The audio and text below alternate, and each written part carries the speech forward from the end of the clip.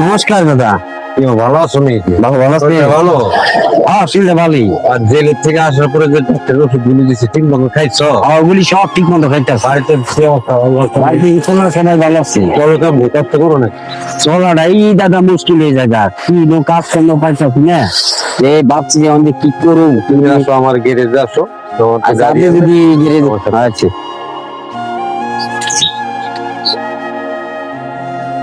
তুমি তোমার এই গাড়িটা স্টিকার দিলাম আমি চালাইতে, তুমি ঠিক মতো জমাটা দিয়া প্রতিদিন গ্যারেজে গাড়িটা চেয়ে দিবে। গ্যারেজে তো চিনোই নাকি? হ্যাঁ ইনশাল্লাহ। আর তুমি জমাটা দিয়া তুমি বাইসা থাকো, তার তোমার একটা অবস্থা ভালো। আচ্ছা দাদা, দোয়া করেন আমার জন্য, আপনি তো আমার জন্য কত কিছুই করলেন। আচ্ছা ঠিক আছে, আচ্ছা ননে যাও।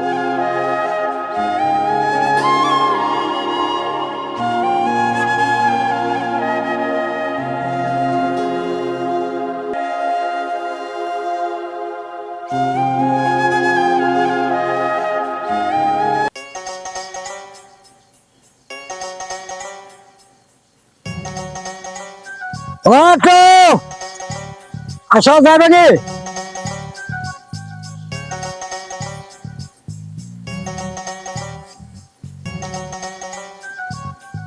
আরে গোপাল, তুই কবে আসলি? কেন চমকে গেলেন আমার দিকে? ওই যে আমার জেলে পাঠালেন, আমার একটু খোঁজ খবর নিলেন না, বরং আমার জেলে কি একবার গেলেন না, বরং আমার বউ প্রভাবের কোনো খোঁজ খবর নিলেন না। আমি তো তোর কাছে এখন মেলা করছিলাম। এই যে করলেন, এই যে একটা মিথ্যা কথা, আবারও করলেন আপনি মিথ্যা কথা। তাই ওদিন করে ওই যে কাজ করলাম নদীতে, ওই টাকা করাও যদি আমার বউ প্রভাবের কাছে দিতেন, তাও তো আমার বউ প্রভাব চালা পারতো। ওই টাকা করে আপনি দেন নাই, তো দেন এখন আমার টাকা করে দেন। আর যদি আমার দাদাই না থাকতো, তাহলে আমার বউ প্রভাব কোথায় থাকতো, আর আমি বা কোথায় থাকতাম? ঠিক আছে, ভগবানের কি পাই তাহলে তাহলে ভালো করুক, এটাই আমি দোয়া করি। ঠিক আছে, আমার টাকা গোটা দেন।